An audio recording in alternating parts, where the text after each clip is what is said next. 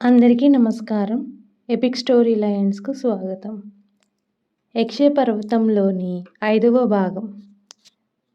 నెగడు ముందు కూర్చొని తన అనుచరులతో కబుర్లాడుతున్న బందిపోట్ల నాయకుడు గుహ వైపు నుంచి వస్తున్న వికృతమైన అరుపులు, కేకలు వింటూనే చప్పున తల తిప్పి అటుకేసి చూశాడు. అతడి దృష్టికి నిలువెత్తున ఉన్న నల్లని ఆకారం ఒకటి తమకేసి పరిగెత్తుకు రావడం కనిపించింది. ఆ ఆకారం చేతిలో బగబగా మండుతున్న కాగడా ఒకటి ఉన్నది. ఏమిటి భీతి కొల్పే రూపం? ఏదైనా రాక్షసా? లేక కొండ పిశాచమా? అంటూ బందిపోట్ల నాయకుడు లేచి నిలబడ్డాడు. దొరా, ఇక్కడ జాగు చేయడం ప్రాణాంతకం అవుతుంది. ఇదేదో మనుషుల్ని పీక్కు తినే రాక్షసే, సందేహం లేడు అంటూ నెగడు ముందున్న బందిపోట్ల నాయకుడి అనుచరులు నలుగురు నదీ తీరం కేసి పరిగెత్తసాగారు.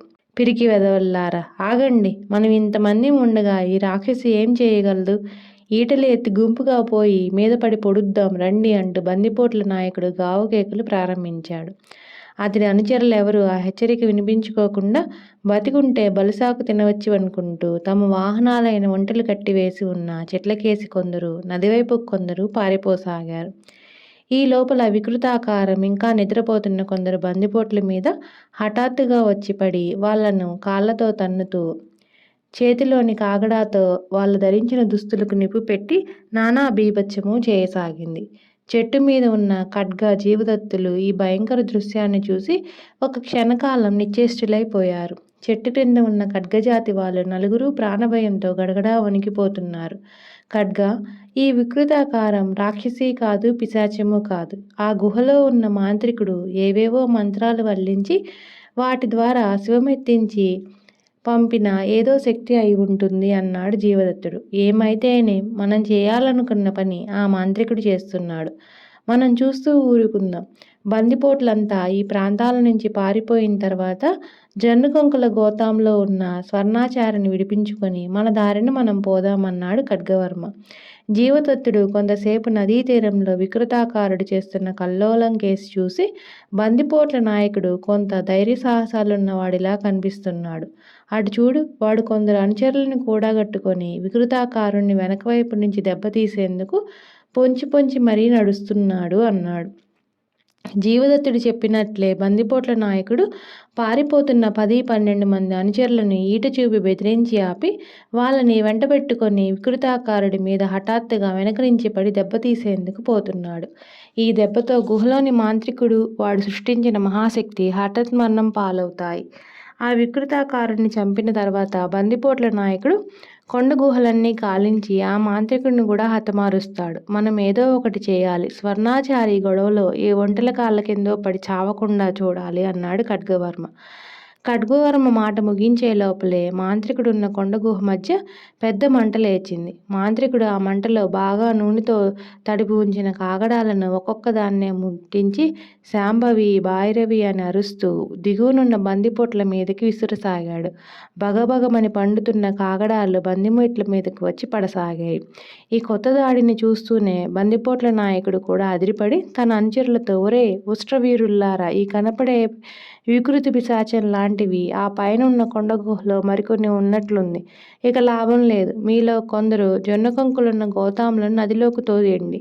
నది వాలు వెంట తేలి వచ్చే వాటిని దిగువన ఎక్కడైనా పట్టుకొని ఒడ్డుకు చేర్చుదాం. మిగిలిన వాళ్ళు చెట్ల నుంచి ఒంటెలను విప్పి సవారీ అయి నది దిగువకు బయలుదేరండి అని కేక పెట్టాడు.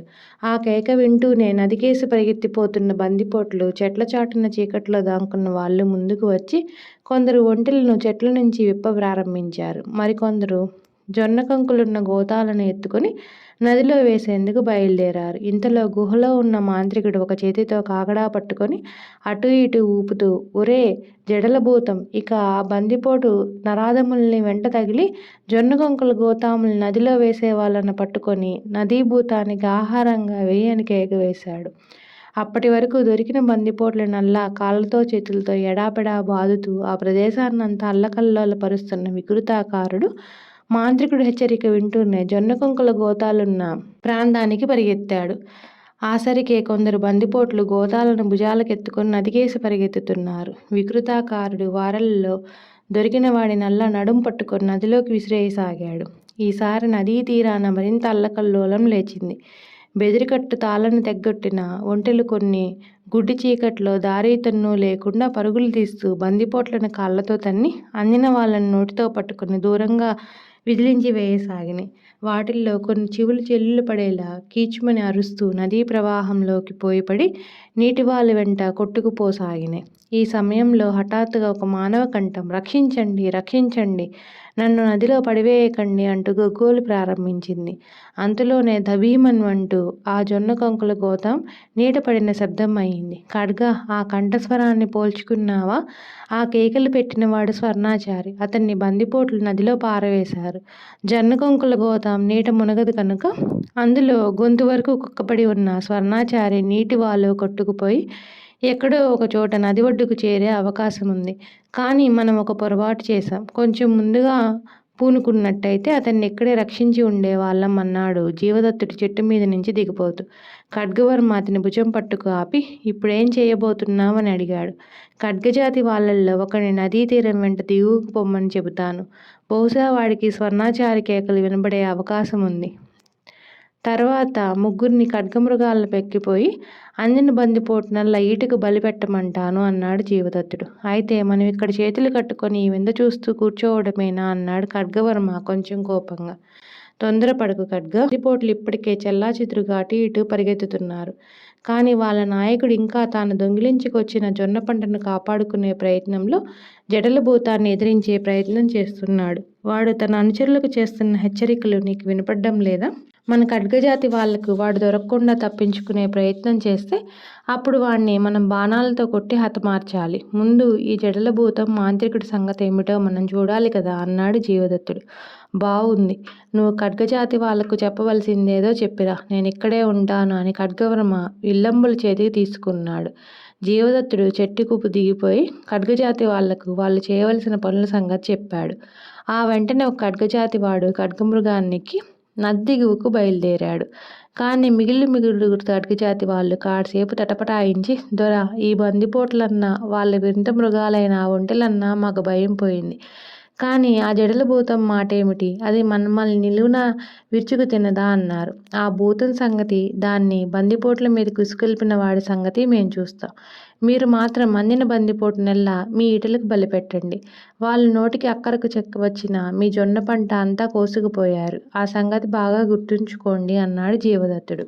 తమ పంట పొలాల మాట వింటూనే ఖడ్గజాతి వాళ్ళు కోపంతో గట్టిగా పళ్ళు కొరికి, దొర, ఈ దుర్మార్గుల్ని మేం ప్రాణాలతో పోనీయమంటూ తమ వాహనాలెక్కి జయ అరణ్యమాత అంటూ బందిపోట్లకేసి దూకారు. జడలభూతం దాటికే తట్టుకోలేక చెల్లాచెదురై తమ నాయకుడి హెచ్చరికల వల్ల తిరిగి అక్కడక్కడా గుంపుగూడుతున్న బందిపోట్లు ఖడ్గమృగాల మీద వస్తున్న వాళ్ళని చూస్తూనే గుండెల విసి ఖడ్గజాతి వాళ్ళ మంద వచ్చి మీద పడుతున్నది దొర, ఇక లాభం లేదు, పారిపోదామంటూ కాలి సొత్తో కొద్దీ చెట్లకేసి నది వెంట పరిగెత్తసాగారు. ఈ కొత్త దాడిని చూస్తూనే బందిపోటు నాయకుడికి కూడా టారెత్తిపోయింది. ఒకవైపున జడలభూతం, రెండవ వైపు నేటలెత్తి వస్తున్న ఖడ్గజాతి వాళ్ళు. ఇక అక్కడ నిలబడి లాభం లేదనుకుని అతడు కూడా పెద్దగా గొంతెత్తి, అందరూ నది వెంట దిగువకు పరిగెత్తండి, మన నదిలో వేసిన జొన్న కొంకుల మూటల్ని ఎక్కడో ఒక చోట ఒడ్డుకు చేర్చాలి అంటూ పరిగెత్తసాగారు. ఆహా, తెలివి తక్కువ కొద్దీ ఆలస్యం చేశాను, దుర్మార్గుడు ప్రాణాలతో తప్పించుకుపోయేటట్టున్నాడు అంటూ చెట్టు మీద ఉన్న ఖడ్గవర్మ బందిపోటు నాయకుడి కేసి బాణం వెంట బాణం వదిలాడు. కానీ ఆసరికే వాడు బ్రతికి ఉన్న తన అనుచరులతో పాటు ఖడ్గవర్మ బాదం వేదుకు అందనంత దూరం పరిగెత్తిపోయాడు. బందిపోట్ల మీదకు పోయిన ఖడ్గజాతి వాళ్ళు 2-3 బందిపోట్లను మాత్రం తమ ఈటలతో పొడవగలిగారు. ఇంతలో ఆ దుర్మార్గులందరూ తమ నాయకుడి ఆజ్ఞ విని మూకుమ్మడిగా అక్కడి నుంచి పారిపోయాడు. ఇప్పుడు ఆ ప్రదేశం అంతా పెద్ద జడివాన హఠాత్తుగా ఆగిపోయినట్టు ఒక క్షణకాలం నిశ్శబ్దమైపోయింది. గుహలో ఉన్న మాంత్రికుడు గుహ ముందుకు వచ్చి కాగడాను పైకెత్తి పట్టుకొని తల అటు ఇటు తిప్పి చూస్తూ, ఒరేయ్ జడలభూతం, నువ్వెక్కడా? జొన్న గింజల మూటలు కొన్నైనా మన చేతబడినయ్యా అని కేకవేశాడు. జొన్న గింజల మూటలు కొన్నైనా మన చేతబడినయ్యా అని కేకవేశాడు. జడలభూతం పెద్ద పెద్ద అంగలు వేసుకుంటూ నదీ తీరం నుంచి గుహకేసి బయలుదేరేంతలో దాని దృష్టి ఖడ్గజాతి వాళ్ళ మీద పడింది. వెంటనే అది భీతిగొన్నట్టు కీచుమైన కంఠస్వరంతో యమకింకరులు ఒంటికొమ్ము మహిషాసురులు ఎక్కి వచ్చారు అని కేకపెట్టింది. ఆ కేక వింటూనే మాంత్రికుడు గుహలో నుంచి మరి కాస్త ముందుకు వచ్చి కాగడా వెలుగులో ఖడ్గమృగాలను వాటిని ఎక్కి ఉన్న వాళ్ళను చూసి ఒక్క క్షణం నివ్వెరపోయి అంతలోనే తేరుకొని, ఒరే జడలభూతం, వాళ్ళు యమకింకరులు కాదు, అవి ఒంటికొమ్ము మహిషాలు కావు, ఖడ్గజాతి వాళ్ళు, ఖడ్గమృగాలు, తెలిసిందా? వెళ్ళి మీదపడి ముందు మనుషుల్ని విరుచుకు తిను, తర్వాత మృగాలను తిందువు గాని అన్నాడు. మాంత్రికుడు ఇలా అనగానే జడలభూతం ఒక వికటాట్టహాసం చేసి హాహాహా పారిపోకండి అంటూ చేతులు చాచి ఖడ్గజాతి వాళ్ళకేసి బయలుదేరింది. ఈ భూతం మీదకి రావడం చూస్తూనే ఖడ్గజాతి వాళ్ళ ముగ్గురు దొర అంటూ చావకేక పెట్టారు. ఖడ్గజాతి వాళ్లకు రానున్న ప్రమాదాన్ని గుర్తించిన ఖడ్గజీవదత్తులు అంతకు ముందే చెట్టు దిగి వాళ్ళున్న చోటుకు పరుగు పరుగున వస్తున్నారు. ఖడ్గజాతి వాళ్ళ ఆక్రందన వింటూనే ఖడ్గవర్మ ఒక బాణాన్ని గురిచూసి జడలు భూతానికేసి వదిలాడు. అది పోయి భూతాన్ని తాకింది. కానీ దాని శరీరం మీద ఒత్తుగా ఉన్న జడల వల్ల భూతం ఏమాత్రం గాయపడలేదు. గురు, ఎవరో నా మీద దూరాన్నించే కొయ్యములికి కొట్టాడు అంటూ కేకపెట్టింది భూతం. మాంత్రికుడు నిర్ఘాంతపోతూ ఈసారి 2 చేతులతో 2 కాగడాలు పట్టుకొని పైకెత్తి వాటి వెలుగులో ముందుకు పరిగెత్తుకొస్తున్న ఖడ్గజీవదత్తులను చూసి కళ్ళెర్ర చేసి పళ్ళు కొరుకుతూ, ఒరే జడలభూతం, నీ శరీరాన్ని తాకింది కొయ్యములికి కాదు, బాణం. ఆ కొట్టినవాడు క్షత్రియుడిలా ఉన్నాడు. వెంట ఉన్న 2వవాడు సగం క్షత్రియుడు, సగం మంత్రవేత్తలా ఉన్నాడు. ఆగు, నా మంత్రదండాన్ని విసిరి ఇద్దరిని ఇప్పుడే చితాభస్మంగా మార్చి పారేస్తాను అంటూ ఎగిరి గంతేసి గుహలోపలికి వెళ్ళిపోయాడు.